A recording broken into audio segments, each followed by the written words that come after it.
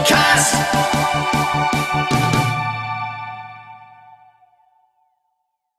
Today's guest is an alien contactee who has captured her experiences in her book Phantoms in the Night, or ETs, My Lifelong Experience of Contact with the Paranormal. Now, you know me, I can't get enough of aliens and UFOs, so let's begin and give a massive Koit welcome to Lorraine McAdam. Hello Lorraine, and welcome to Hello. KoitCast. Hi, how are you? I'm super lush and it's lovely to have you here, and I hope you're super Thank lush you. as well. So Not too tell bad. us a bit about yourself, who you are, where you come from, what do you do, etc. Well, I'm an English teacher. I'm very ordinary, really. People that know me tend to know me more as a teacher than anything. I run my own tuition business here in Cumbria. Mm-hmm.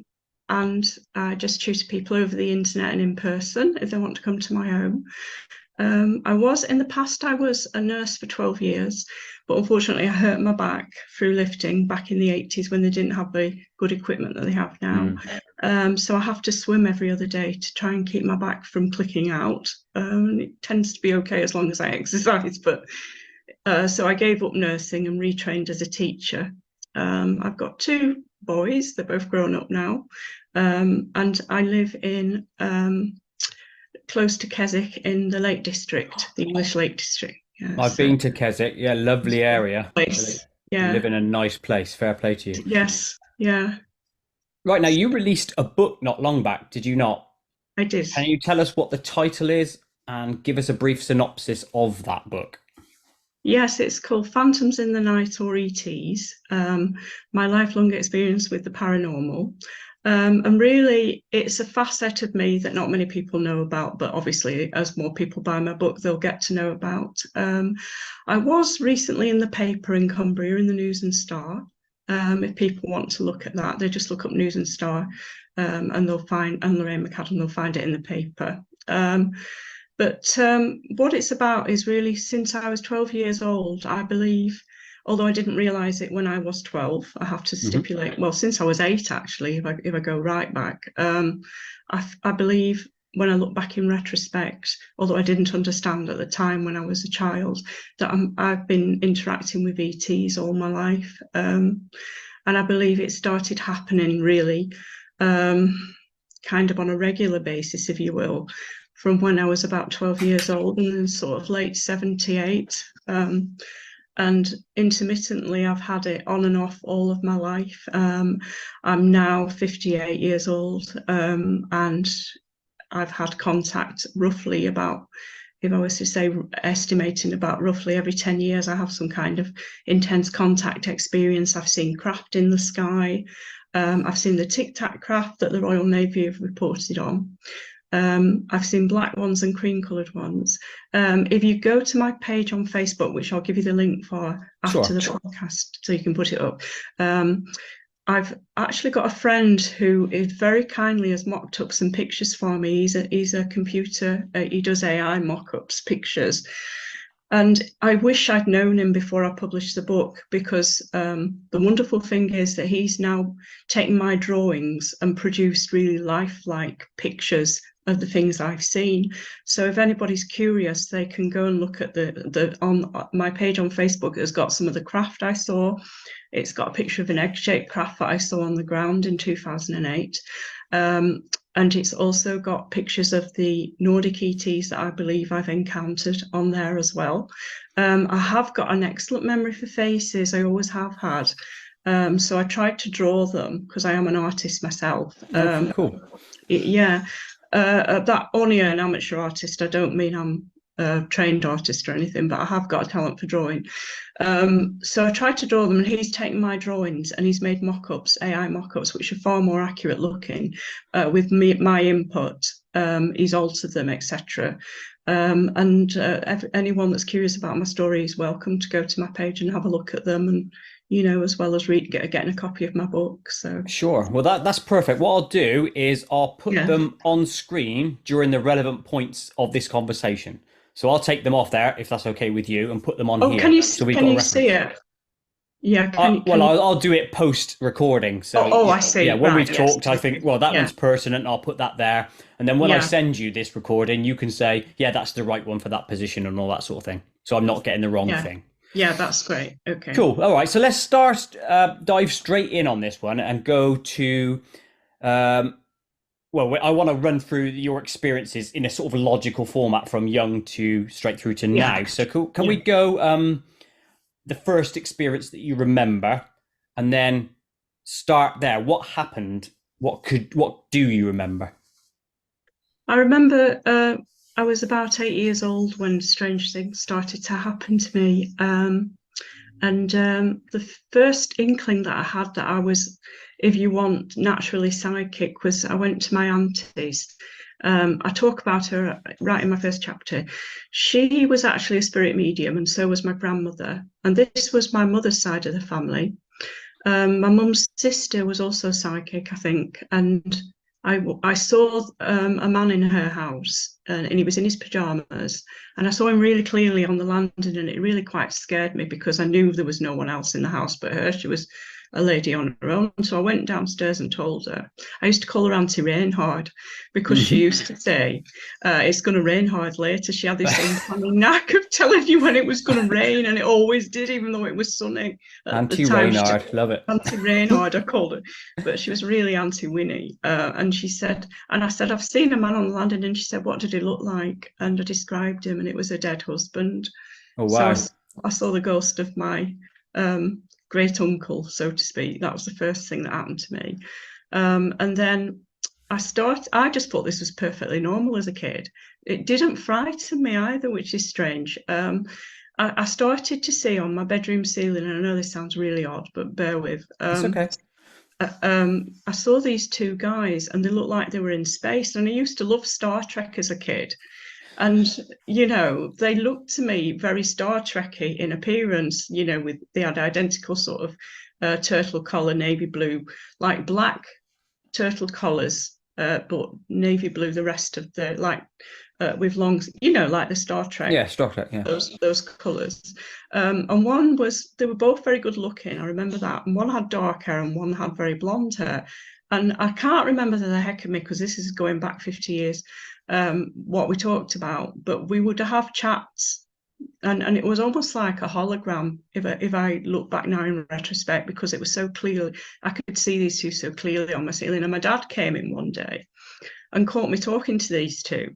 And I didn't want to admit that I was talking to anyone. And to me, they were just like, I thought of them as a pair of friends. I was quite Yeah. alone as a kid. And I found it comforting talking to this pair. And they seemed to be in space. And I'll tell you why, because behind them was like a backdrop of long glass windows, almost like when I look back in retrospect, that they were on some kind of large mothership or something. And I could see the stars behind them, and it was just space. And I just thought it was wonderful, this as a kid. And my dad came and he said, "Who were you talking to?" And I said, and I denied it. I said, "I'm not talking to anybody, Dad." But my dad remembers doing this. He remembers catching me. And it faded out when he came in, as well as if he knew and didn't want my dad to know that I was, talking to someone in space or something. And then they kind of went after that. They didn't come back again, almost like it put the wind up them, my dad coming in or something. I don't know. And then nothing happened very much at all.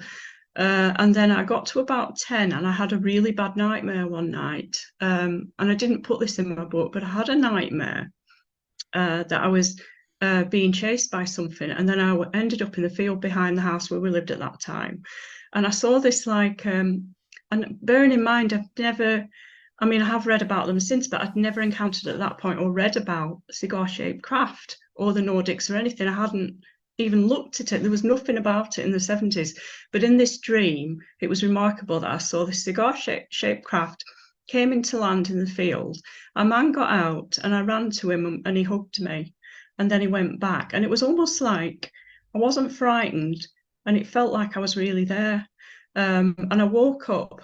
And the funny thing was that my feet were wet, as if I really had been in the field. Does that make sense? I don't know whether I'm No, and it that makes sense. frightened me. It's Yeah, to work out why or how is obviously yeah, alluding to the fact that you weren't in your bed and you were taken to the field. it is But you've got weird. no Yeah. proof really that that took place, have you? Other than No, no, and the I don't vision know part. why either, you know. And as I say, it was hard for me to um, put these experiences into any kind of context as a kid because it was very frightening for me. Because there was nothing on it in the 70s. You could look in vain for a book on alien abduction or alien contact. The only thing that was popular was Eric von Daniken's Chariots of the Gods, and that's all that was really in the as you were public domain. My father had a copy of it, but that was about ancient aliens. You know, there was nothing in there about sightings or anything about the history of the recent history, should I say, that we now know about, that has been happening since the end of the Second World War, or even during the Second World War. So I had not done any research at that point. And then they seemed to leave me alone for about 2 years. And then I got to age 12 and I started becoming paralyzed, and I would hear like whispering behind me. And then I would become completely paralyzed, and there'd be like this buzzing, and it sounded like a lot of bees buzzing to try and illustrate what the sound was like. And then I would just be paralyzed from top to toe. I couldn't even move my mouth. And this is when you're in bed, presumably. Yes, and I usually faced the wall because I found it so scary. And my mum wouldn't let me have a nightlight on or anything because she'd left my dad and we weren't very wealthy. And she said it was a waste of electricity. So I was always in the dark, pitch dark. So it was very frightening. And I had my back, I would always sleep with my back to, you know, facing the wall because I didn't want to look at, you know, I got this fear of, and I still have that to this day, whether that's trauma based, I don't know. But, and one night I thought, what the heck is happening to me? Because I was brought up as a Christian. And at first, because I couldn't kind of put this into any kind of context, because as I say, there was not much on it, I actually thought I was being persecuted by some kind of demons or something, Hmm. you know, because that's all I knew about really. Um, so I started praying for them to go away. And sometimes they'd respect that, and other times they'd just completely ignore it and say things like, your God can't help you now. I'd hear them speak. And I'd think, what the heck is this? You know. And then I had a vivid dream one night of being taken out through the wall, and I could see the spiders, cobwebs in the wall, and all the dirt and dust inside the house wall. And I was taken through the wall, and I was floated up to a cylindrical craft, and it looked from the bottom anyway, kind of like this vivid blue light was coming out of it in a circular, and I was floating up towards it, and they made their appearance look like cats, cats with big eyes. Um, and I thought, what the heck is this when I woke up? And then another night I woke up and they Let's stop paralyzed. there, though. Can we just Oh, stop there? sorry. Because I want to just, Yeah, I'll yeah, address some yeah, of that before, otherwise I'll yeah. get lost because there's quite a lot to No, go through. no, no, it's okay. So the first one I want to get back to is the on a ceiling. That's quite an unusual image, and I've never heard of that before. Not All alone right. the Star Trek uniform side of things. And by the way, I'm a big Star Trek fan, so love Yes, that. so much. Yes, Maybe yes. that's why you saw it like that. I don't know. Yeah. Was it like a projected image, so it was flat, or was it like like you could see into the ceiling? Therefore, it was like depth, a 3D Uh, film, if you will. it was almost like a 3D film. Yeah, it was not like our television as it was at that time, which was quite primitive, wasn't it, compared Yeah, to television today? I would say it was of the same quality as you'd get on a television today. Yes, for quite more poor advanced. then. Yeah, no, quite Well, good then. no, no, and coloured as well. Oh Yes, yeah, wow. and we didn't have colour TV at that time. We hadn't invented it at that point, so. Now you said these beings they were good looking, so they obviously were human then, or They what looked you would human. perceive as human. Yeah, they looked human. They looked like what I now believe are the classic Nordic ETs, you know, that I have encountered all my life, off and on. So, and I have no idea why they took such an interest in me. Although I have theories about that, Yeah. but And I'm Yeah. sure we'll get to those theories because I probably have the Yes. same theories as you do. Yes. And then, so the next one was you were in bed, you had a dream, or what you perceived would have been a dream, where you were taken out to a field and hugged somebody. Now, again, was that person a Nordic-looking being or a different type of being? He was Nordic looking. He had long hair down to here, very pale skin, very blue eyes, a slanted eyes, like sort of their eyes are almond shaped and a bit bigger than ours, and they tend to go a bit further around. Does that make sense? Oh, I yeah, don't yeah, know. yeah. Does Is okay, yeah. and that field was did it exist physically behind your house, sort of thing? Yes, it did. It was kind of like it went into a valley, if that makes sense. So it was like a bowl with full of grass. And you Yeah, could, oh, we kids often played in it. We often played there and have bonfires there on bonfire night. So it was like, and we used to go sliding down the side of it, with cardboard. We'd get a lovely. cardboard box and go, you made your own fun, didn't you, in the Oh 70s? hell yeah. We went And down on Action Men lorries down that's hills, what I get so I anything know you that can one. think of. Um, so that in your dream then of that field and place behind your house, it wasn't a warped version of it. It was as if it was that field. So the dream perception was real. It felt very real. It felt like I was there. I could even feel the Okay. wind on my face, and it's stuck with me all this time. So it must Yeah. have been quite profound. Yeah. Which is telling you a story, isn't it? That it's not like a dreamscape where things warp into other weird things. No, no, everything was as it would have been at that time of night as well, and I couldn't even remember the light coming from the inside of the crack that was, that allowed me to see. So yeah, Wow. like a Okay, white light. so and then the third, obviously the next bit you went to was like a sleep paralysis type of event. Now I've Uh, had that. I know it's not nice. I've it's had it horrible. once or twice. Yeah, it's very scary. You have the buzzing with it. Did I you hear? don't remember the buzzing, but what I do remember is being completely paralyzed and having intense fear, and then shouting out for mum and dad, Yeah, but same. no, nothing was coming out. Yeah, same here. Yeah. Yeah. Couldn't talk, couldn't Did you scream. see anything, I or did you did. just have a feeling? I had feelings and I saw things. There was one night I was going to just tell you about when Sure. uh, they paralyzed me, but they didn't seem to take me. And it was almost like they were trying to say to me, and I think this is why I theorize that's why they did this. He let me see his hands, whoever it was, and they were like the hands of the grey aliens with the long, the three-fingered hands with the long fingers. And because I doubted it was real in my head, I dug my nails into his hands, and he dug his what I believe were his nails back into mine. And then they let me out of the paralysis, and I ran and put the light on, and I found nail marks in my hands. Now you could say maybe you did that to yourself. I don't know, but Hmm. that was very frightening because his hands looked like a whitish grey. And then another time they did the same thing again, and they drew symbols. When I came out of the paralysis, I found that I'd got they'd drawn in black crayon or something that looked like black crayon on the back of my nightdress, and I could feel them drawing, and I was absolutely terrified. I thought, what the hell are they doing? And then they let me out of it, and it was almost like they were trying to say something to me. And when I couldn't wait to wash this out, this stuff that they put on my nightie, but it was like sort of, have you ever seen Egyptian hieroglyphics? Mm-hmm. It was like Egyptian hieroglyphics. But I was so scared that I just wanted it to go away. I wanted it, so I washed it out with fairy soap, and my mum told me off and said, why did she said I'd done it because she knew I was autistic, and she accused me of doing it. And I said, well, how could I do that? I don't know about Egyptian symbols.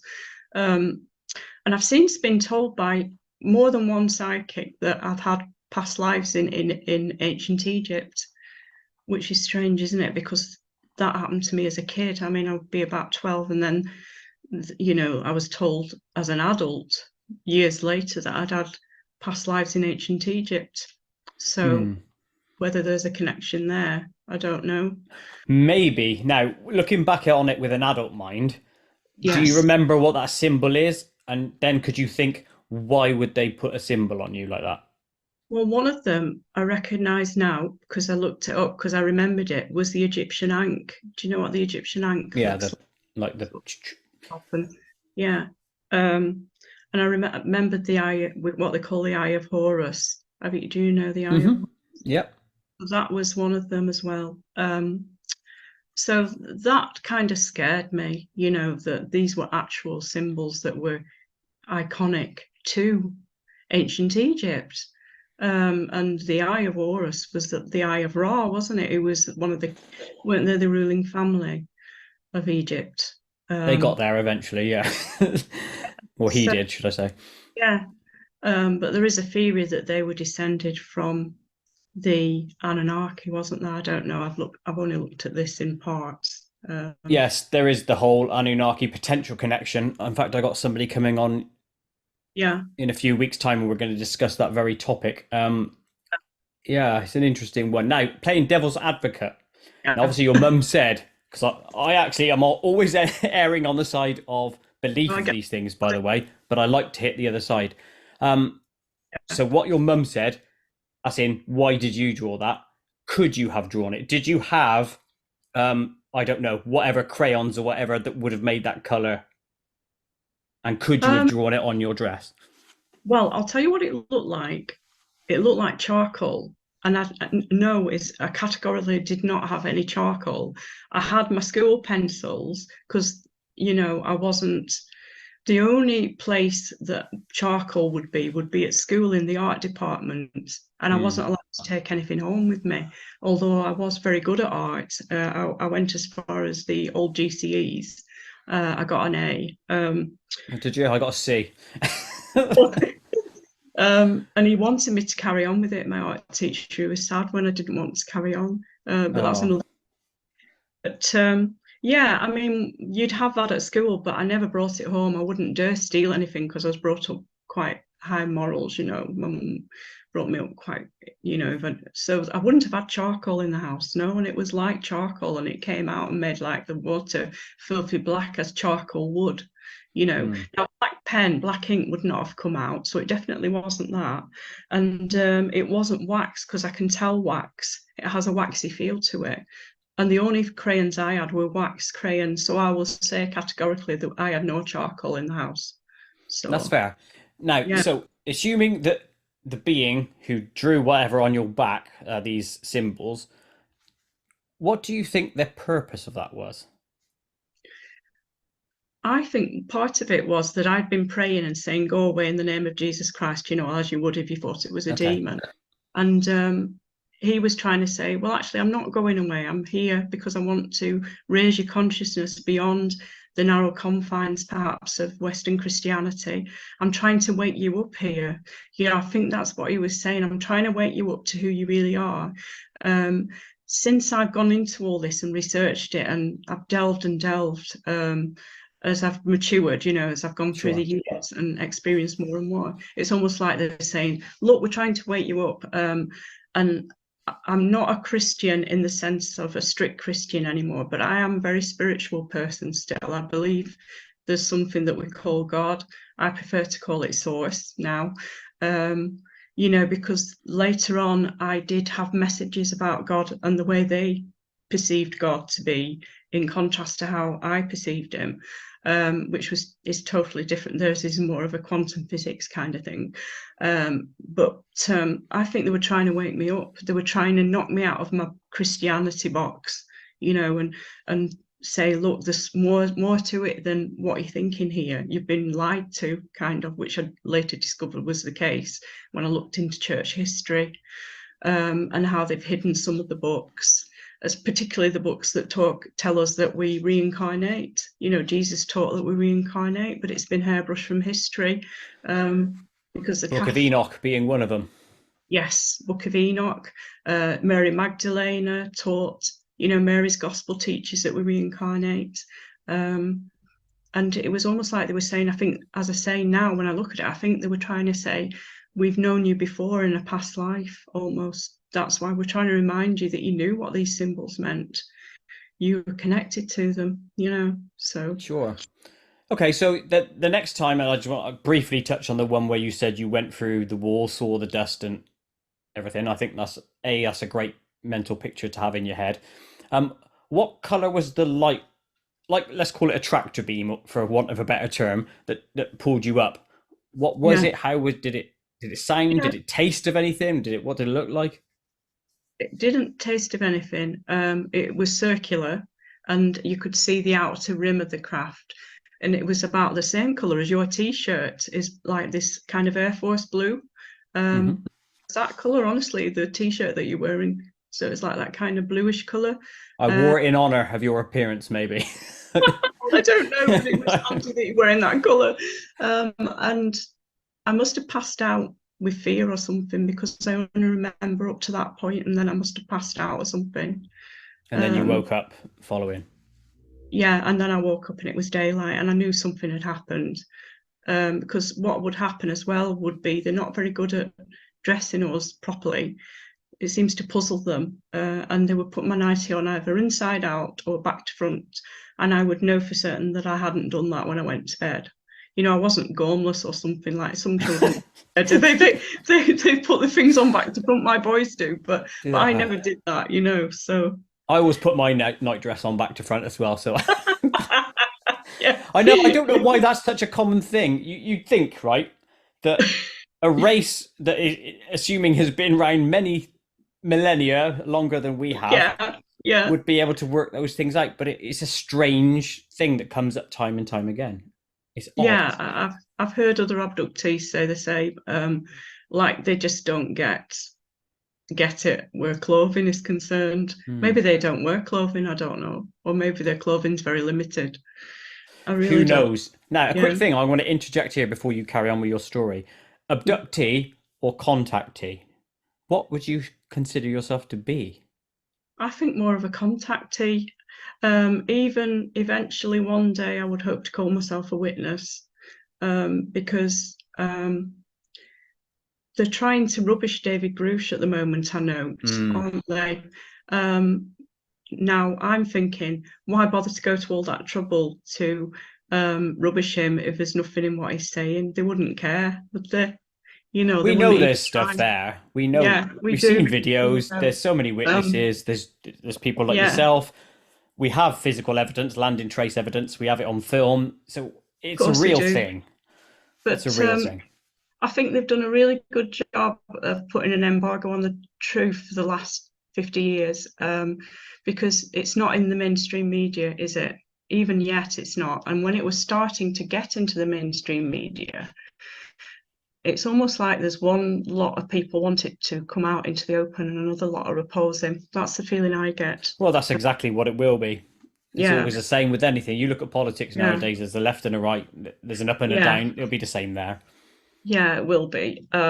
And it's like they just don't want it to come out. But I think it's going to, whether they want it to or not, because there's too much evidence now. The evidence is overwhelming. If anybody delves into this now, you get an amazing lot of evidence for it, Oh, hell yeah.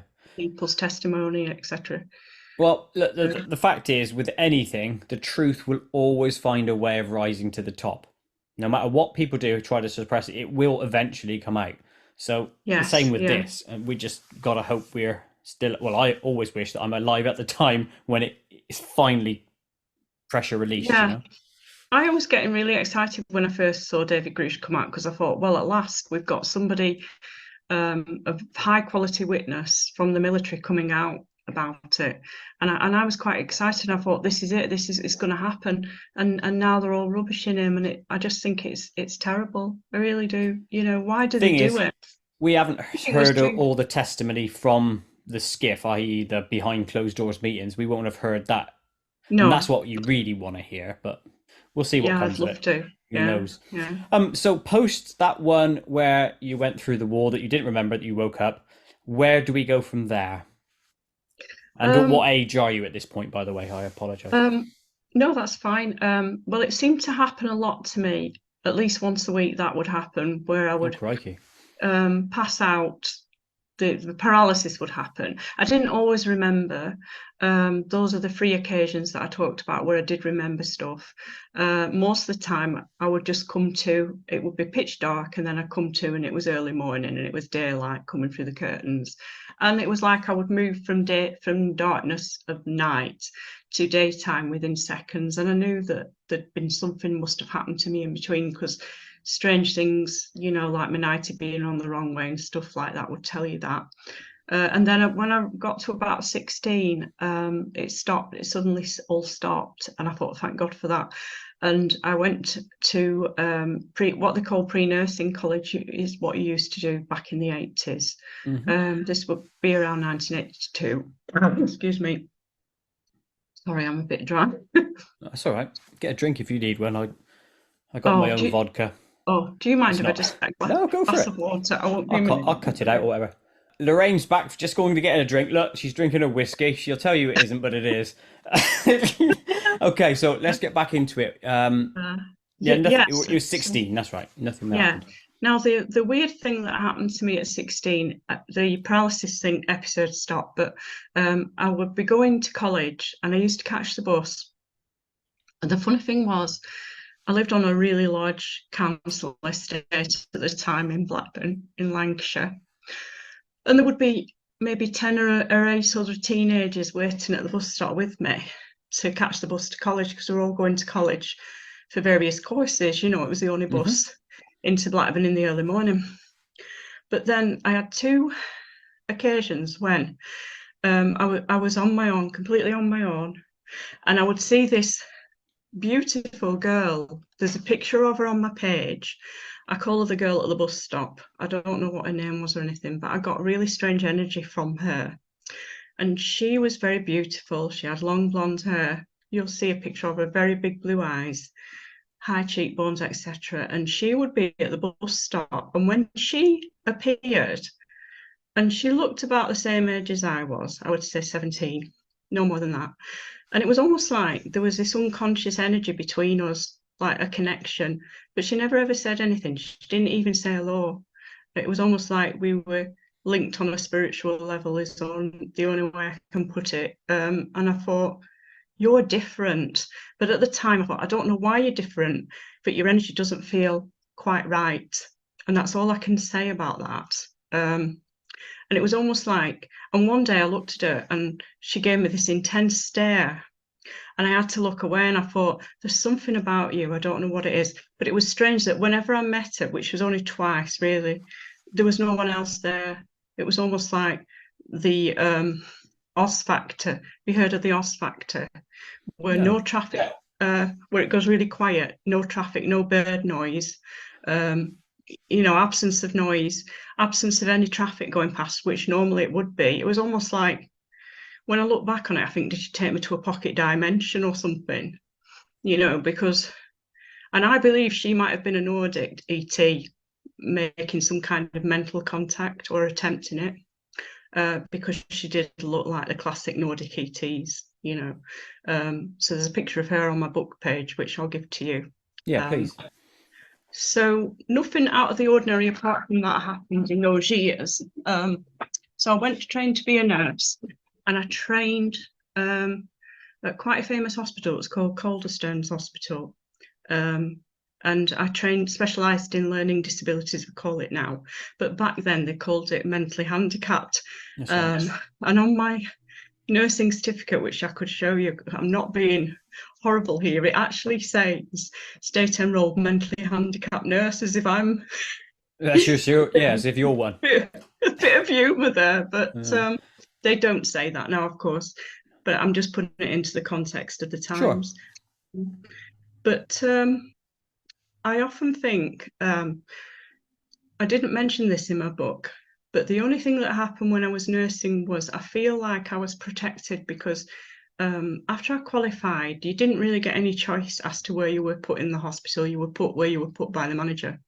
And I don't know whether they were short-staffed or they wanted a female staff to go with this guy, I don't know.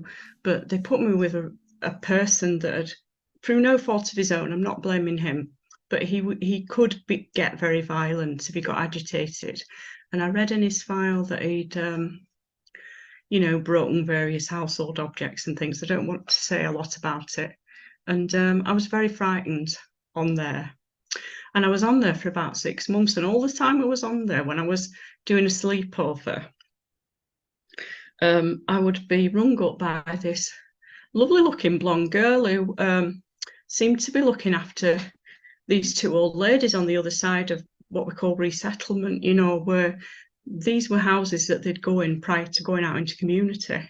And she'd say, oh, bring so-and-so across and we'll play some music and have a bit of fun and have some supper together, So I'd go over. And this girl it was like she was helping me to not be as scared, and I noticed he always was really calming when she was around, which was strange. And I only remembered that recently. And I remember sort of saying to the nursing manager, after I went on to days, I said, who's that? Because she told me she was a nursing auxiliary, nursing assistant. And I said, why are they putting a nursing auxiliary on? And I thought you have to have a qualified staff on at all times. And the nursing officer said to me that these two old ladies were considered independent enough not to need a staff at night. So who the hell was she? Interesting. Now, Yeah. a question here. Obviously, you might think that this is ET related, but could it be an angel spirit, that sort of thing? Well, I thought about that. Yeah. I wondered about that after, because I felt very protected when she was around, and I thought, and the funny thing was, I'd been protesting about being on there on my own for months and months and getting nowhere. And then when they finally listened to me, what they did, they put the nursing director's daughter happened to be put on there as a student. And she got attacked the first day she was on there, really badly beaten up. And yet I never did. Never ever. So you wonder, don't you? Well, I hope that bloke got his comeuppance. Well, I don't know what happened, but it wasn't nice. But I was terrified all the time I was there. And it actually kind of made me go into geriatric nursing after I went off that kind of nursing and went into geriatric nursing. I went to do my retrain in more general nursing. So, yeah, so it didn't do me any good, really. Oh, now a quick thing. By going this different path into the geriatric side of things, do you think that was a good nudge for you to end up there? I.e., was it your fatal path to go that direction? I think so, because I really like that type of nursing a lot better. I never came to any harm, and I did have a significant experience when I went over to geriatric nursing after I qualified, because I was working in a private hospital on nights, and I actually encountered two ETs actually in the hospital. Right, well, then you have to tell me that story. Go for it. Yeah, well, that was circa around 1993 by this time. I've been nursing for a while. I was a staff nurse, I was in charge, and I was doing 4 nights a week, 40 hours, doing 12-hour nights, and I really liked it there. And I liked the staff and everything. This was Accrington, Lancashire. And what happened was that a buzzer went off on the top floor. And that was where all the people that were very poorly would go, or in danger of, we'd be in danger of losing some of them during the night, but you got used to that side of it. But so anyway, I went and answered this buzzer about 1 o'clock, because I always looked at my fob watch when the buzzer went off, because I just thought, well, if there's anything to report, or you just never knew, you were in the habit of looking at your fob watch. So I went up there. You came out of the lift and you couldn't quite see down the corridor, so you had to traverse a bend. And I traversed that bend. I'll never forget this as long as I live. And as I traversed the bend, it was like I saw these two tall. They didn't look human. They were trying to look human in the way they were dressed. They were dressed in old-fashioned clothes. The lady it looked quite like an Asian lady would wear a pashmina but covering her head. But the male, what I took to be male, was taller, although he had the same features, and they had sort of pale brown leathery skin, and they had these pointed ears. I know this sounds weird. There's a picture of him on my page as well if you want to go and have a look, although he's not the right colour, but it doesn't matter. I just accepted it anyway because my friend did it for me. He should have been brown, but he's blue. But never mind. The brown blue guy, I know the one. Yeah. But they had, what was very frightening about both of them was that their eyes were glowing red. Now I know this sounds like something out of a Scooby-Doo episode, but at the time, it was really terrifying. So as soon as I copped eyes on these two, I ran the other way. I just ran for it. And I locked myself in a big bathroom, that we used for, bed bathing people and bathing people during the day. And I locked myself in thinking that was just my instinctive reaction, was self-preservation, really. And I pulled on the red buzzer that I knew would bring another staff up right away. And when the staff came, this was a weird thing, because of course I wasn't looking at my watch, I was too scared. It was the other staff nurse, there were two of us, and 6 auxiliary nurses. And she said, "Where the hell have you been? We've been looking all over for you. We've been looking all over the hospital. We've checked all 3 floors. We could not find you. We've been in here once. You weren't here." How did that happen when I'd locked myself in? Because I wouldn't have been able to get in. And I said, "But I've just pulled the buzzer." And I tried to tell her what I'd seen. And she said, "You've gone white." That was the first thing she said to me. She said, "You've literally gone white." So I was in shock. And she brought me a cup of tea, because I was just literally shaking all over with this. But she said, "You've been missing for an hour, do you know?" And I said, I looked at my fob watch and I couldn't believe it, because to me it was like seconds had gone past. Do you understand what I mean? So I had this missing time as well, where 7 staff witnessed me go missing for an hour, and couldn't find me. So these red-eyed brown blue people, or brown yeah. people really, were coming for you to get you for whatever reason, and took you for an hour. I think so. What other explanation is there really when you look at it?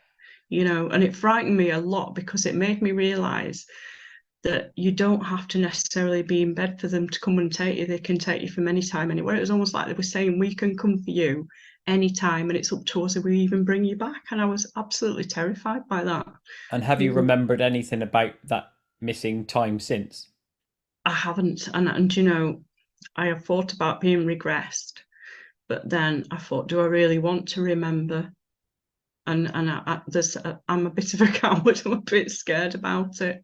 I don't blame you. That's a hell of a dilemma, because you could get the answer that you want, which is, yes, that's the corroboration that something did happen to me. But then you could equally be shit scared, and be even more doubly traumatized, Exactly. And then you get real PTSD from that event. From what you remember, as well as what you don't remember. Do you know what I mean? So, yes. So is the drive then more to just keep the status quo now? At least you're not aware of it. You're happy. It's a mystery, and you can live with that. Yeah, I think so. For me personally, it is. I mean, I've had other missing time incidents since. I had one where I was taken off. I believe I was taken off the M6 and put back down again. But I really don't want to go there. I find it all very frightening, if I'm honest. The reason I came out with my story, people often ask me, why did you take so long to tell your story?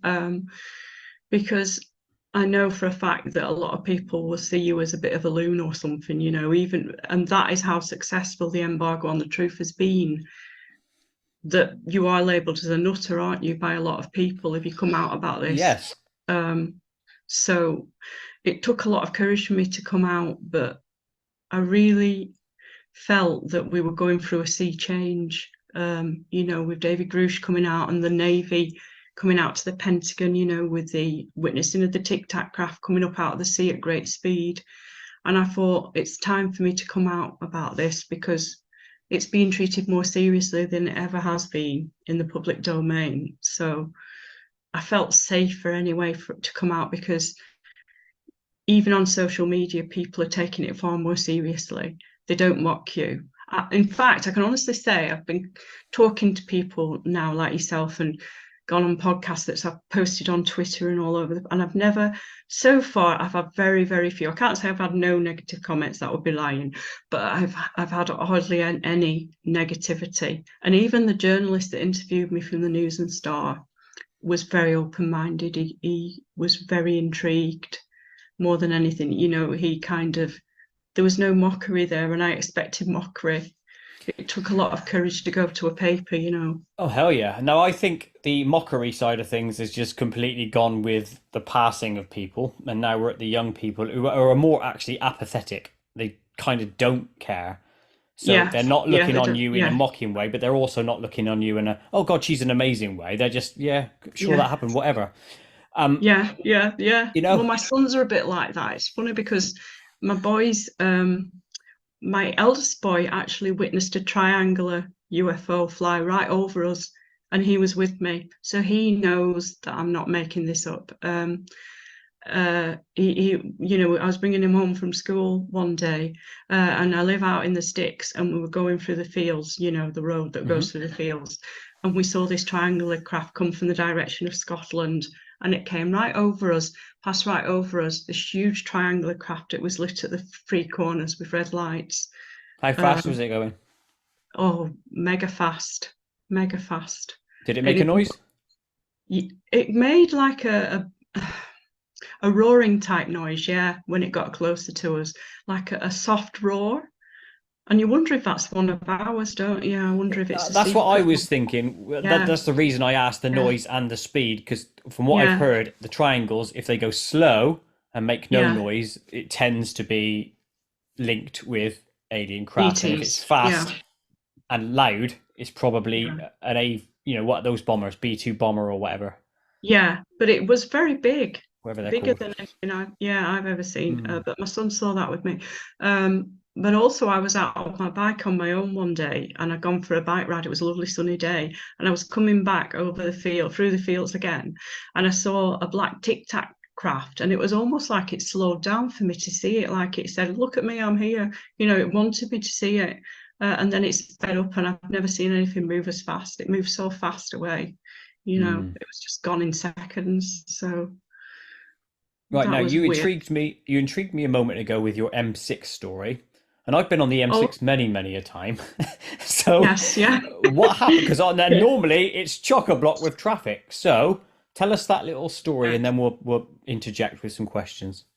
Well, this was 2008, and I had a lot of weird stuff happen from kind of June to August of that year. When we first came in to live in this house that I live in now, there's an estate being built in front of us now on the field where I saw a lot of these things happen. So you can't see right over the fields as far as you could, if that makes sense, because the Hmm. house roofs are now in the way. But at the time, there was nothing in front of us. So I had a clear view right across to, do you know where Blencathra is in the Lake District? The mountain Blencathra. Well, it was Blencathra anyway. You could see Blencathra and High Street. Those are the names of the mountains. Quite a clear view. It was a lovely summer night.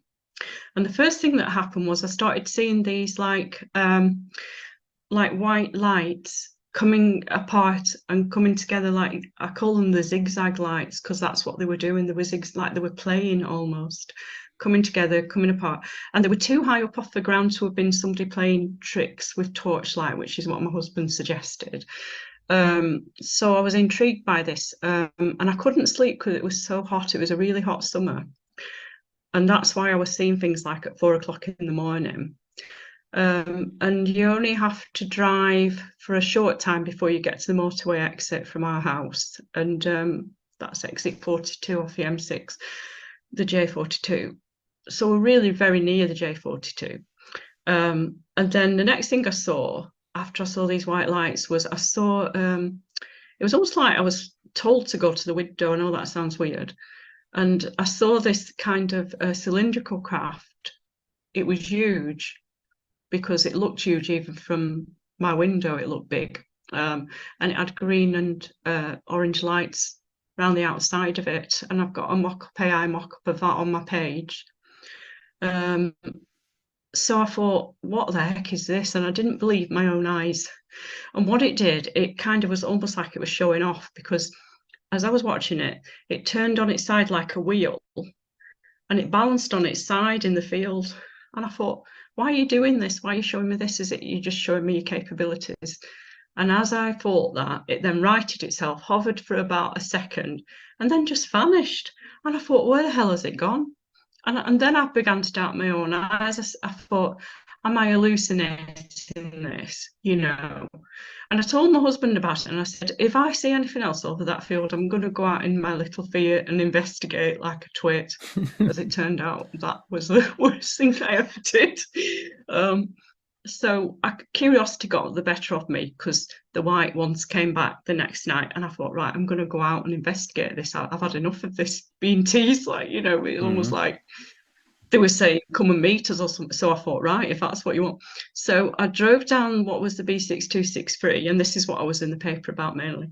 And I went about halfway down, and to the side of that field was parked on the ground, landed an egg-shaped, what appeared to be an egg-shaped pearlescent lit craft. And on either side of it in silhouette were two, what I took to be males, very tall, both very tall, very slim, very elegant looking, is all I got, because I was absolutely terrified of it. And I was thinking, yeah, if they want to come and meet, you know, you're all blasé, yeah, come and meet me. And then when it actually happens, what do? I panic, and I start thinking, well, I'm a young mum, I've got two boys, 10 and 8. What if they take me and don't bring me back? So off I drives in a panic towards the M6.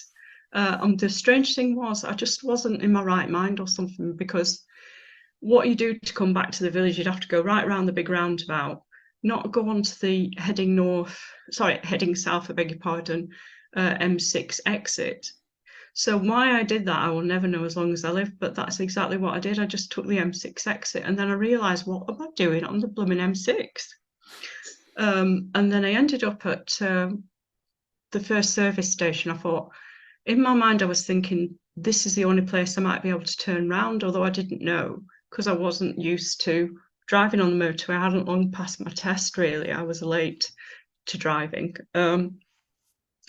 And the weird thing was that it seemed to be all in darkness, but there was this plain white lorry in front of me, and there was a man stood, almost like he was waiting for me. This is the weird thing. I have written about this in my book, but I'll never understand what it was as long as I live.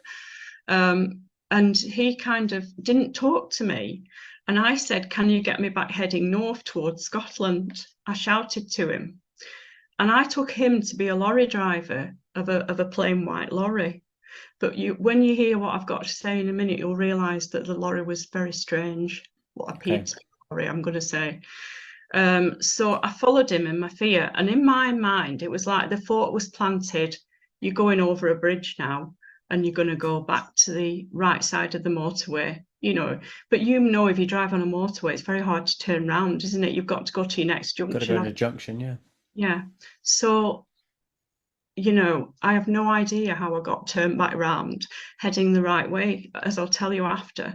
And all the time I was following what I took to be this white lorry, all I could see in front of me was a completely white. Now, wouldn't you, at night time, have seen the back lights of the lorry? There were no lights. Red lights. Yeah, there were no lights at all. All I could see was this white screen in front, you know. Plus, if I'd been that close to a lorry in reality, I would have crashed into it, you know, when I look back on it. And then I just felt something like I was plonked down. I felt like, you know, almost like I was lowered down onto the road. And suddenly the whatever appeared, this lorry appeared to just speed up and leave me. No lights on it though, no lights. And I quickly got off and got back home, and my husband said, where the hell have you been? It's 5 a.m. So I had an hour of missing time, because usually that only takes 10 minutes to get from there, if you're on the right side, to get back home. And the more I think about this, the more I think, what the hell happened that night, you know? And I wonder if really in reality, it was a screen memory and I was really inside a huge craft of some sort in a carrier, and then they'd realised they'd panicked me, and they were kind enough to come and rescue me off the M6 and put me down heading the right way, because there were just no lights on that lorry, you know, and that is really weird, isn't it? Well, it's also weird of a random lorry to just help you out and turn himself round on the motorway. Well, that is... guide you in the right direction. Nobody would do that. No, they wouldn't, would they? I mean, that is just... And have you ever met a silent lorry driver? I haven't. I don't tend to meet many lorry drivers, if I'm honest, but I know what you mean. No, but you know, I do know what you mean. Very vocal, aren't they? You know, yeah, I've seen normally eating a pasty or something. Yeah, well, or that, or having a, you know, they'll always have a bit of crack with you, as we say up here in Cumbria. You know, they Yeah, no, would I agree. say Yeah, nothing. well, that's what it Um, struck me of is screen memory. Um, yeah, the helping part is it's a bit not iffy, but in you don't often hear of helping because it's like with the clothing put on the wrong way. They always seem to me like they don't care. So they put you yeah, down. They put some people down 40 miles away. Yeah, you're 20 miles away. yeah, You're in the wrong yeah, house. yeah. So Oh to help yeah, you yeah. out like that is a bit against the grain from what I've heard. But fair play. Yeah, yeah, yeah. I don't know. I never, the feeling I got was it was a benevolent act on their part, but I might be Hmm. wrong. They might have wanted to take me all along for that hour, and I just didn't play ball by driving off in the wrong direction. I don't know. Hmm. Um, but they were definitely Nordic looking, I wanted to add. And if you go and look on my page, I deliberately said to Leaf, who does the mock-up AI pictures for me, I said, you need to make them look Nordic looking because they did look Nordic. So this was an Hmm. interaction with them, I believe. And I feel that the what I've seen of them is more benevolent than what I call the greys, who I did catch sight of during my teenage years, What happened with because them? well, I told you about the hands. Yes. I knew that they weren't human hands that I saw when I dug my nails into his hands. So I've interacted with three different races that I can remember. And the ones I saw at work look more what I would say reptilian looking. Does that make sense? Hmm. What I would class as reptilian. But the Nordics I've had quite a lot of interactions with, and I find them very uh, puzzling. They don't speak usually. They communicate with telepathy, as do the Greys.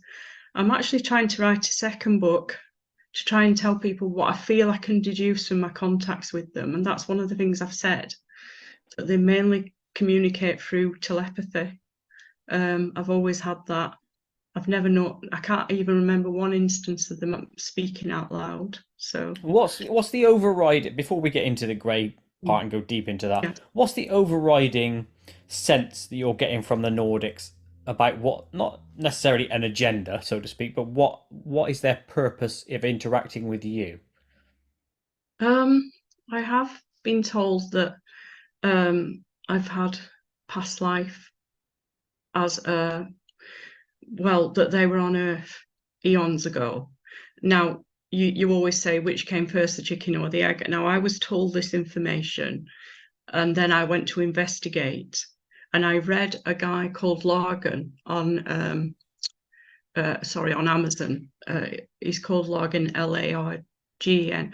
And there are records of what they call the moon-eyed people. They call them the moon-eyed people, and they call them that because they hunted at night because they couldn't stand our sunlight.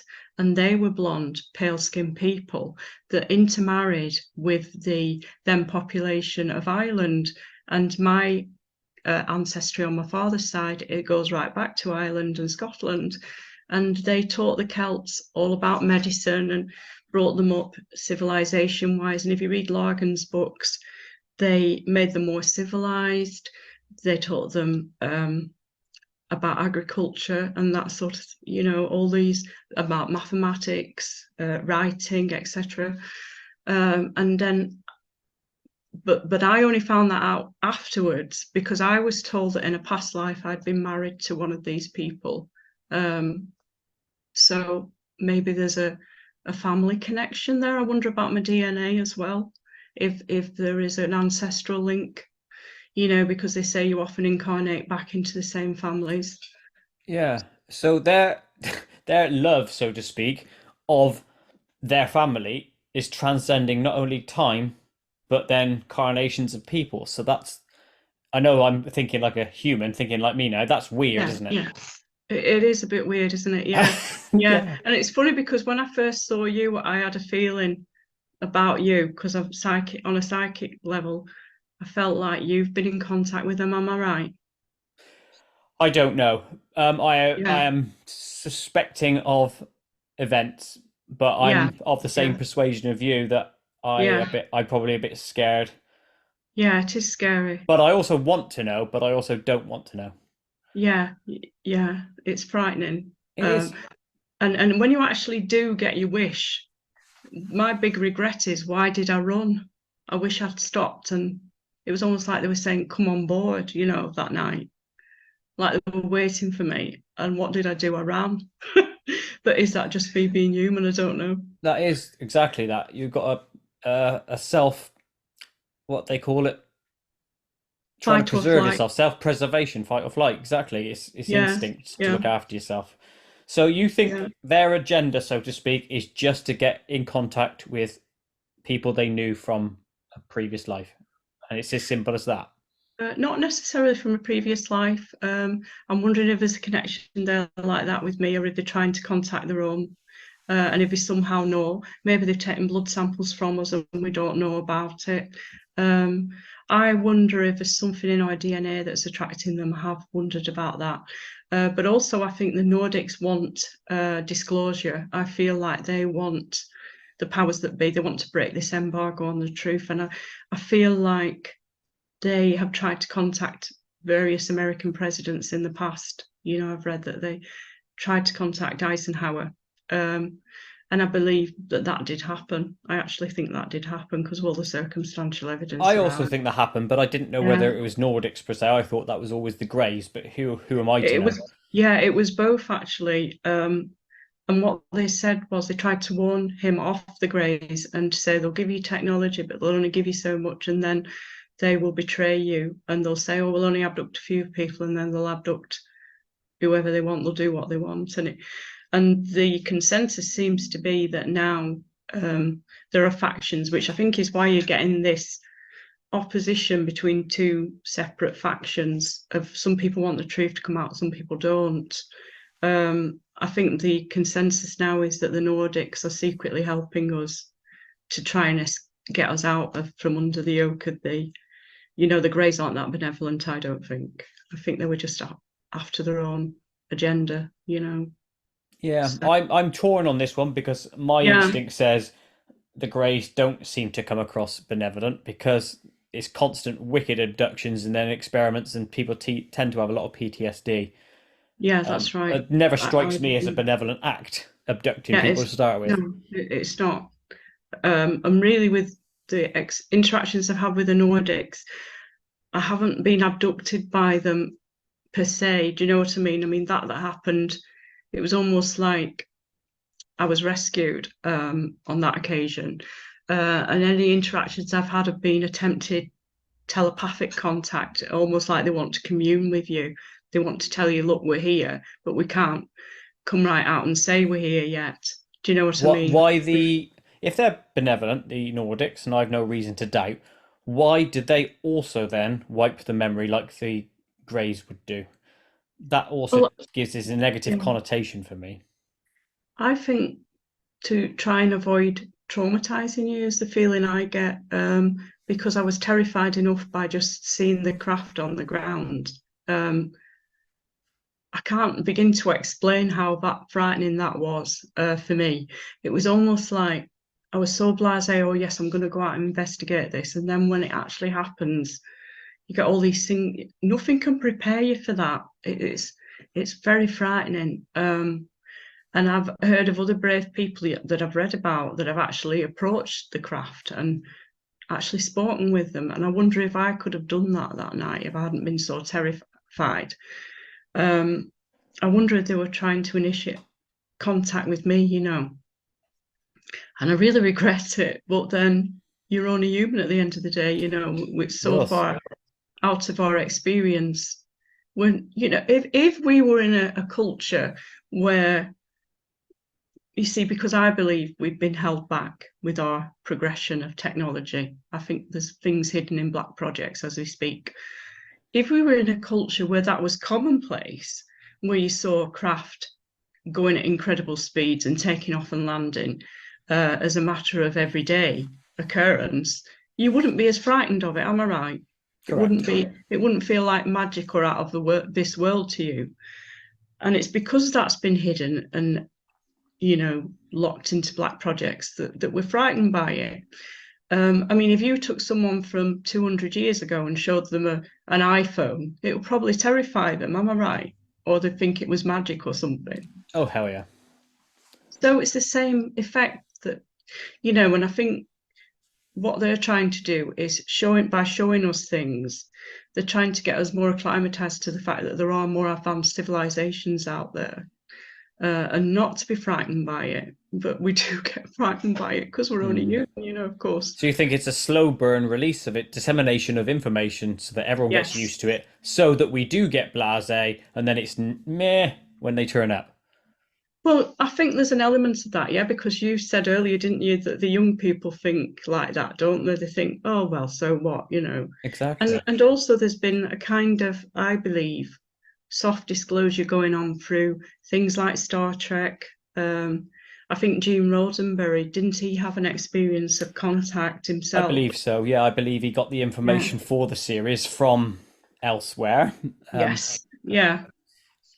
Hmm. And I think from the numbers of ones I've seen, I wonder if they are loosely connected in some kind of federation way, if they're all connected, because why else have I had encounters with 3 different races, who seem I to know, be. it's like they're sharing info, isn't it? That's what it seems Yes, to me. yeah.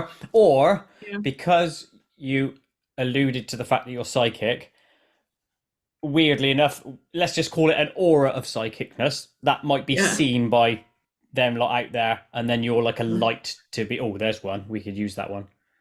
That sort of thing. That You're could like a be. beacon. Let's call Yeah. it that way. Yeah, although I have wondered if that is some kind of thing that's been handed down through DNA as well. I've wondered if that has come from an ancestor linked to them, and that's why they're Possibly. attracted to you. Blood type. What are you? RH negative.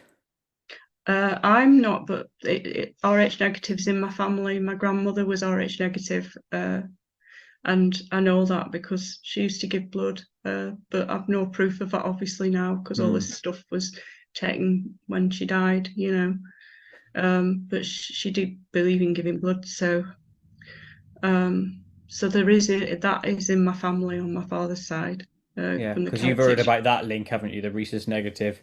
Yes, It's a yes, potential link to abductions. And I'm yes, of yes, that I have. persuasion. Yeah, but then I didn't know that. It's like the chicken and the egg again. I knew my grandmother was rhesus negative when I was a child, and because I'd seen, her. They give you a designation of your blood type, don't they, when you go and give On your blood? birth thing, yeah. Yeah, Oh, and yeah, that, yeah. yeah. So that came first when I was a kid, and then I only read about that in recent time, about 10 years ago I came across that, and I thought, oh my God, and it kind of hit me, and I thought, oh my God, I wonder if that's why. Which is why I mentioned it in my book. I'm only learning. It's almost like I'm catching up.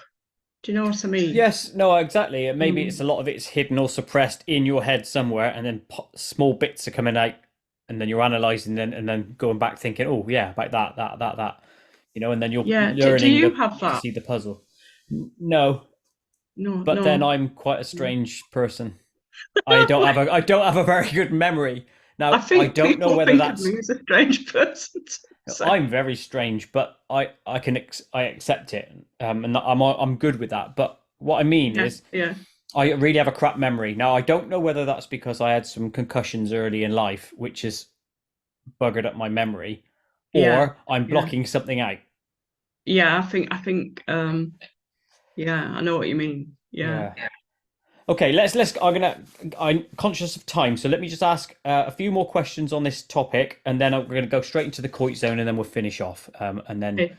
that should be good for you. So, we've talked about race and their experience because you've said about the Greys and you've said about the Nordics.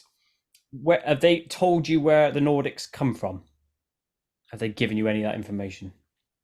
Well, they haven't directly told me, but I had a really strange experience where I had this when I was abducted, I was allowed to remember all of it, and I was pulled into a craft, and then I was taken to a place where The sun was nowhere near as powerful as our sun on Earth. It was a very gentle, very much gentler. And it was like, when we have dawn or dusk and the sun's just coming up. Mm-hmm. Well, it's like our twilight, but that was their daytime. That was as good as it got. And one side of this planet, they flew me over, and one side was completely iced over, and the other side was green and you could live on it. But they didn't tell me what the name of it was. But then I was intrigued after that, and I looked all this up, and I realized that that could exist in reality, because they were talking about exoplanets on this program I was watching. And he said if you had a weaker sun and one side of the planet was more toward it or something, it was something about the balance of the planet, that you could have one side icy and one side that can happen. Yeah, it doesn't rotate, and then that you get I don't know what they call that, is a zone in the middle where it's habitable. This side's too hot, that side's too cold. Yeah. So that was what I was shown. And it looked very flat. There were hardly any mountains. It looked very like lots of plains for miles and miles. And another thing that convinces me that was a real experience and not a dream or something was that I tried to run away, and a guard came running after me and caught me and brought me back. You are a naughty one for running away. You would though, wouldn't you? Try and escape. Yeah. How many do you see at a time? Is it always a pair? Can it be a 3? Can it be a 1? It varies, really, is the honest answer. I've seen people on their own. I've seen a pair, like I saw that night, stood on either side of the egg-shaped craft. Mainly, I would say I've seen one at a time, yeah. And the greys as well seem to come in pairs. So there'll be one, they seem to communicate with each other before they actually do anything as well. Because I've heard like whispering conversations and in your head or verbally? In my head, just in my head, and that's frightening. Yeah, I imagine it before would they be. come and. There was one experience I had in during lockdown, and we were coming back from Kent in 2021, and we'd stopped at this hotel in the Midlands, and I believe I was taken by them because, like I said, they're not very nice, and I was hit in the back with something. And what I heard before it happened, before I got paralysed, was they can move very fast, I'll tell you that, whoever it was, because they ran across the room, and then I got hit in the back with something, and at that point I got paralysed. And I said, oh my God, and I was so terrified by this because it hadn't happened for years. And I knew what was happening from when I'd been a teenager, and it had been happening. And I said, oh my God, don't take me and not bring me back. Please, God, help me, I was saying it. And I heard him clearly say, your God can't help you now. And that's what he replied to me. So now that's disconcerting, is it not? Very much so. Very much. It was very frightening.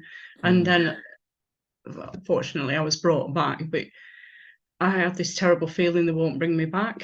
It's very frightening. And you can't explain it to someone that's never gone through it. They just don't get it. And I told my husband, but he wouldn't believe me because he'd slept through the whole thing. Because, of course, they switched them off. I'd screamed out to him, but I couldn't even open my mouth. So it's very scary, Now, you've led into the family, which was one of my questions anyway. How have they taken it? Did they, it sound awful, but did they believe you? Where are they? They seem to get switched off, is the honest answer, because what I didn't say was when I got engaged to who is now my husband, we've been together 28 years. When I first was living with him in a house in Preston, Lancashire, they started to come for me, the Greys, I believe, again. And I would shout to him, I would scream in my head, and he would just be lying there fast asleep on his back, my fiancé as he was then. And it was like he just got switched off. And I was taken during my pregnancies as well with both my boys, and I was terrified they were going to take the baby, but they didn't for whatever reason. And I thought, are they just checking up on the child? Are they just curious as to human reproduction, or are they going to take my baby? So I was terrified as well during my pregnancies. The grace seemed to come because I actually saw one, and I told him to pee off, but Good. and swore at him and all sorts, but he didn't take any notice because I'd just gone to have a lie down, because you get very tired when you're So how pregnant. now? Obviously, you would have. Did you tell your husband, stroke fiance, at that time that these things are happening, and did they Yeah. think, "What the hell"? Or are they listening to you and thinking you are telling the truth because presumably everything else you've told them about every other aspect of waking life, you're not going to lie? No, he's a doctor, my husband, and he's very logical, very rational person. He's one of these people is seeing is believing. And it was really hard for me because he would just like take the mickey a bit, and it was not that he didn't believe me, but it was just so far out of his experience, I think, that he was just, I mean, he loves sci-fi, he loves Star Trek and all the Good different man. things, yeah, he's quite geeky and everything, but he just couldn't get his head around it. And he kind of said, "Oh, you've got a very vivid imagination, probably that's what it is." And I would say, "No, this is not my imagination." So I think he was like that until um, the things that happened in 2008. One of the things that happened was that field, there were crop not circles but patterns appeared in that field, and he got out of the car to look, and he said, "That's definitely come from the air because I can only see my footprints coming in and out of the field." And then I think he started to think there is something really happening to her. She's not So he just saw making. indentations sort of He in the saw yeah. indentations, yeah, where I'd said the craft was. So Do you think he's reconciled it in his mind now that everything you've been saying is true? yes, and he accepts it and he supports me because I went for the first time last year to. Have you heard of the Awakening Expo I have, yes. event that happens around the country? I went to the Manchester one, and he knew how important it was to me. So he drove me all the way down there to promote my book, and he booked me into the hotel and paid for the hotel for 3 days and everything. So he is very supportive. And he actually said to me the other day, he said, "I wish I could see something. I wonder why they've chosen you and I'm not being shown these things." So it's almost like he's coming more and more around to it, yeah. Well, that I always wonder if you really need an open mind to then be able to see it. Oh yeah, I think at first he didn't want to, No, I he imagine a was lot of quite people wouldn't want resistant. to.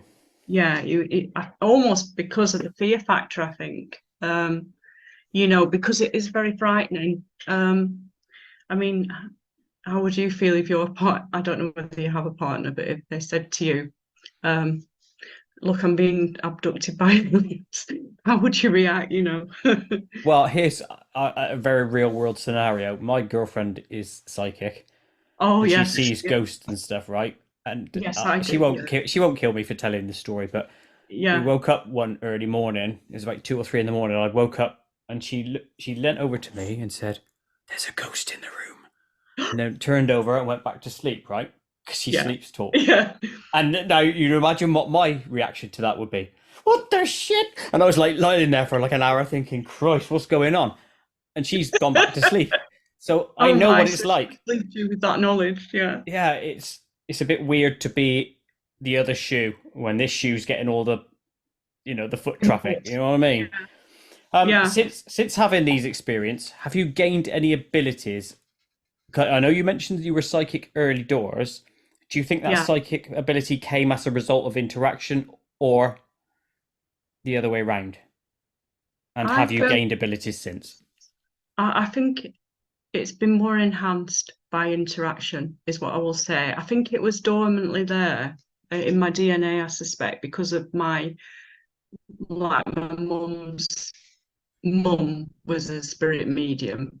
Um, so it was there in my DNA, I think, but I think it might have been enhanced by my interaction, if that makes sense. Yeah, like they wanted to bring it to make it more prominent because I'm extremely empathetic as well as another aspect of it where I don't know, some people, not that I take an instant dislike to them, but I don't feel safe in the presence, and I get feelings about people if they're dangerous, or I can weigh people up really easily.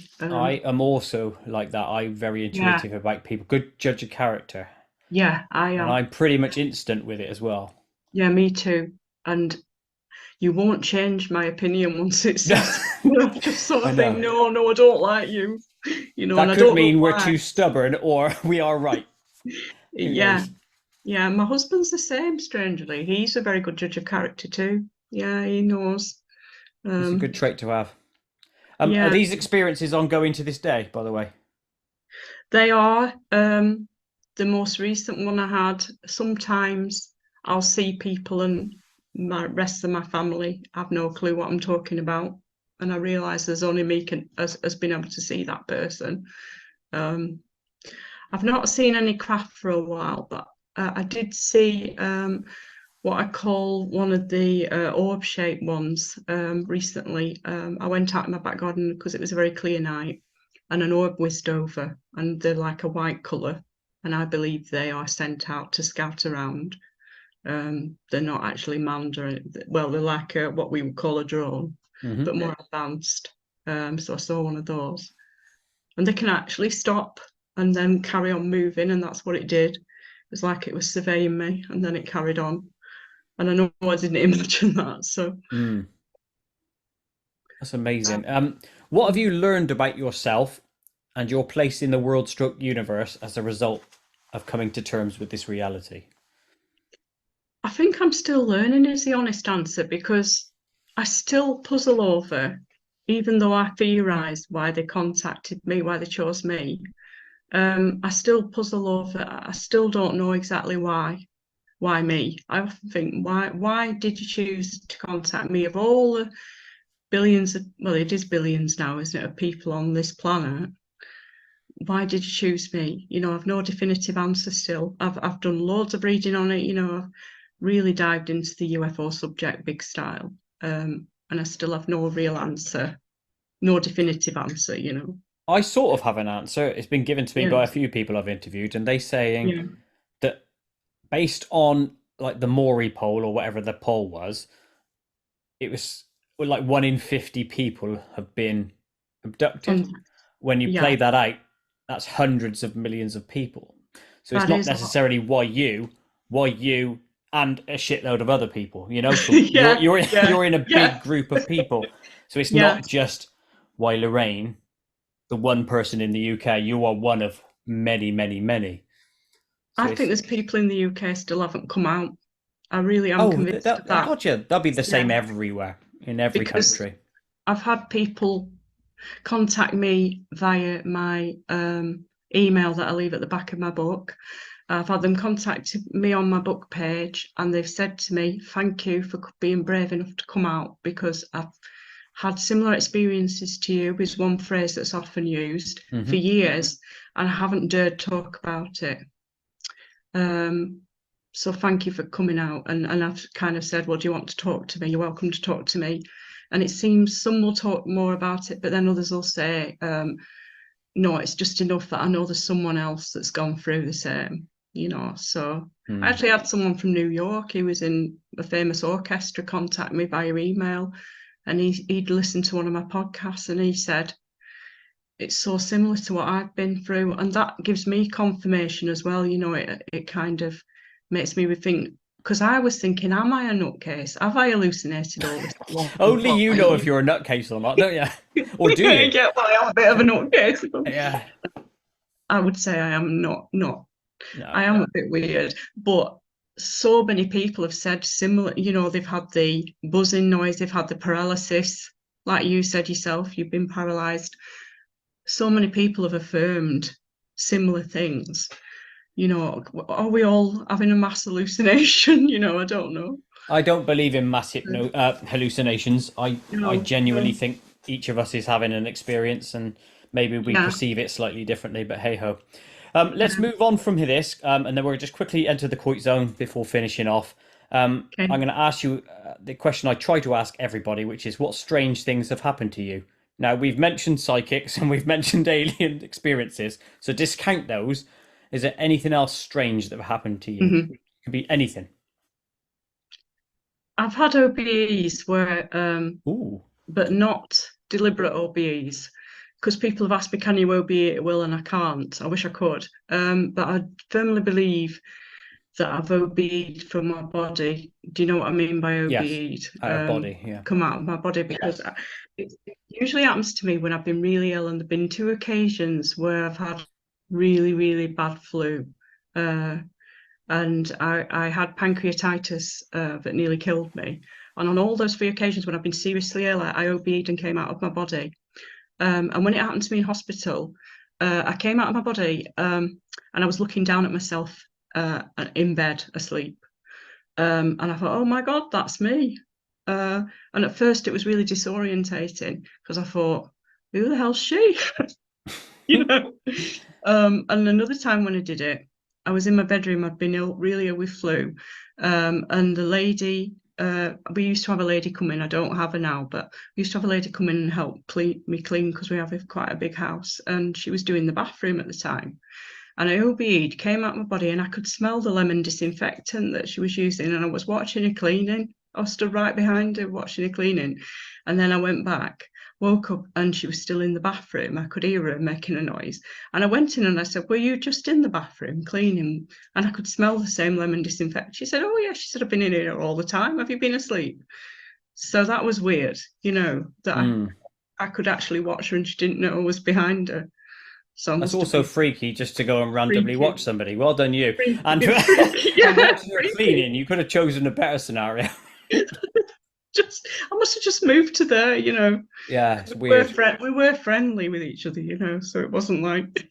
Not a freaky like stalker sort of thing. The topic of OBEs is outstanding, and I have spoken to people on it before, but it makes you want to keep talking about it because it's so fascinating. Anyway, let's quickly enter the Koit zone. Koit zone! Are you an outside or inside sort of person? Do you mean, do I like going outside? Yeah. Yeah, I like the outdoors when it's sunny. The Wainwright Mountains. Well, I've done a lot of them because we're very close to the lakes. So I do love the outdoors, yeah. Although we once went camping and it was absolutely freezing, and I thought, why am I mad enough to do this? So, yeah. When I say I love the outdoors, it's mainly in summer when it's warm. I do like fair weather hiker. Yes, a fair weather hiker. Yeah, that is what I am as well. Yeah, yeah. Love it. Right, favorite chocolate. That's gonna have to be the Lindt. The Swiss one. I love the chocolate balls they do with different flavors of those that you get around Christmas time. Absolutely love them. The strawberry is my favorite. Is that a hint to your family to get you some? It is, yeah, absolutely. Yeah. Yeah, they're like the white chocolate but with strawberry. It's really nice. Yes, I know the ones you mean. If you had to watch one TV program / series only forever, which program series would you choose? Oh no, that's a difficult one because I've liked quite a few. I watched back to back the Crown series. I was absolutely addicted to that. And I'm sure that it's not an accurate portrayal, but I've heard it's not. But I was absolutely glued to that. But I do like any kind of sci-fi. I don't know whether you've seen, there's one called For All Mankind. Yes, I'm watching that at the moment. Yeah, I really loved that, and there's another season coming out now is. that I could watch that quite easily forever. I think. So you would choose that one to watch forever, For All Mankind? Yeah, definitely. I really liked it. Yeah, and I like that one as well. Is there a song or songs in your life that you once thought you knew the lyrics to, but later found out you've been singing the wrong thing all the time? Yeah, this is a really funny story, actually. Have you ever heard of Neil Sedaka? He was a singer in the 80s, and he used to sing a song called I've Got the Feeling I'm a Falling in Love with You. Do you remember? Sing it. You might have to sing it. I've got the feeling I'm a falling. Well, first off, points for you for actually singing. Most people would say no at that point, so well played. Go on. And what lyrics did you get wrong? Yeah. Well, I thought for a very long time, because I was only a kid, I thought he was singing I've got the feeling I'm appalling. And how long did that stay with you for? till I actually said to my dad one day, "Go on, Dad, put Neil Sedaka on. I've got the feeling I'm a bowling on." And my dad just creased up and said, "I don't think he's saying that." I like that one. That's a good one. Let's take a sideways journey from there. Best way to cook a potato. Oh, definitely in the microwave. What I do is I soften them up in the microwave. I cheat, and then I put them in the oven. I like them with the skins on, and then put a bit of butter. They're lovely, like jackets. The old jacket potato. Cheat jacket potato. Cheat jacket. My girlfriend does that. I prefer oven all the way, but hey ho. Yeah. Favorite film? Oh, now I think it's got to be because I'm a bit girly with my films. Mrs. Harris Goes to Paris. I loved it. Have you heard of I that? know the one you mean. Yeah, The recent one, like with last the year. Christine Dior dresses because I love Yes. clothes as well. Yeah, it was just a magical film. And my husband said I'm just a big girl for watching that. That's fair enough. I liked it. It was all right. Yeah, I enjoyed it. What style form of music do you despise? Heavy rock. I think it's loud and raucous and horrible. It's like a load of sheep crashing down a mine. That's fair enough. You're not alone in saying that one to me. What animal are you most drawn to? Definitely bears. I actually collect the Charlie bears. I've got koala bears and I've got two pandas and I've got some forest bears they make them look like real bears, don't they? And I've got a huge polar bear. He's really gorgeous. I just love bears. And why? Why do you think that's the case? I support a bear charity and the Asia Bear Foundation as well. I don't know. I love bears and from all over the world. You get the brown ones in America, don't you? And I love watching the videos. There's a bear sanctuary of rescued bears. I hate people hunting them or the thought of them hunting them. I don't know what it is. Just got this affinity. Well, that's the thing. I find that interesting that people just suddenly have a liking or a needing to collect things, and it, like your case, it would be bears. Some people might love camels as an example. Why? Where do they choose them from, or is it inherently in us? Yeah, I don't know. I don't know. I find them really. Maybe they just look cuddly, I mean, probably in reality they'd eat you, wouldn't they? They would eat you. Yes, they would eat you. Yeah, they definitely would eat you. Yeah. Although I saw one video of some woman in America putting food out on her veranda, and I thought, you're mad. No. Don't want them coming that near. Have you seen that one documentary about the bear man? I haven't seen that. He said they were his friends and stuff, and then they ate him. Oh my God, really? Oh yeah, my God. Not literally the film, but it was on audio and you could hear him being eaten. It was not nice. That's horrible. Oh, no. Yeah, it is. I think I'll stick to the pretend ones. Yeah, please. I'll move off that one just so that that won't stick in your mind. When you do your weekly shop, what guilty item goes in your bag? Oh, Lindt chocolate. So it's a weekly thing. It's not just for Christmas. Yeah, of course, yeah. Confession. Right. Staying on the food theme, toast. How do you like it? Just lightly done, just a little bit brown. But my son does it really dark, and I hate it burned. So yeah, I like it lightly. Yeah, lightly. Fair enough. I'm of the burnt persuasion. So oh yeah, it's funny that. Yeah, my husband is. Yeah. Yeah, it's lovely. I like it to be crisp, not floppy. Hey ho. Yeah. Yes. Yeah. I know what you mean. Okay. If you could choose to die right now, quick and painless, and your death meant world peace forever, would you choose it? No. I'll be honest, no. No, that's fair. That's you being human. I don't know who would choose it. I don't even know if I would.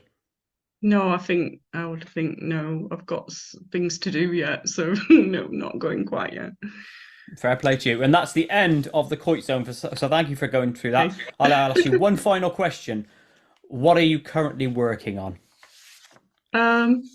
A few things really, because I'm quite creative. I want to do some more drawing sketching, so I'm working on doing more drawings that I then feed to my AI buddy, who then brings them to life and makes them look more detailed. I'm trying to write a second book about what I feel I've learned about the various contacts I've had with different races, or I believe are different races. And that's about it, really. I also am a teacher, so I have to work on lesson plans. I don't get really a lot of choice. I teach a lot of GCSE. I'm just trying to think, but I'm a bit of a. Have you heard of the game Sims? Yes. Yes. I'm a bit of a geeky girl, really, so I'm a bit addicted to playing that because I like interior designing the houses and stuff, and I can spend like hours just interior designing and building houses. Oh, that's fair. So I'm a bit geeky, really. That is good. Hey, look, I will say thanks ever so much for your time. I really appreciate it. Thank you to Lorraine McAdam. Thank you so much. Yes. Great. Thank you. Yeah. Cheers.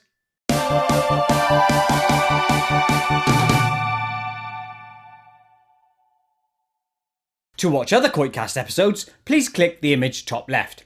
To subscribe to my channel, please click the image top right. Please like and share to help KoitCast grow, and most importantly of all, please click the notification bell so you never miss an upload.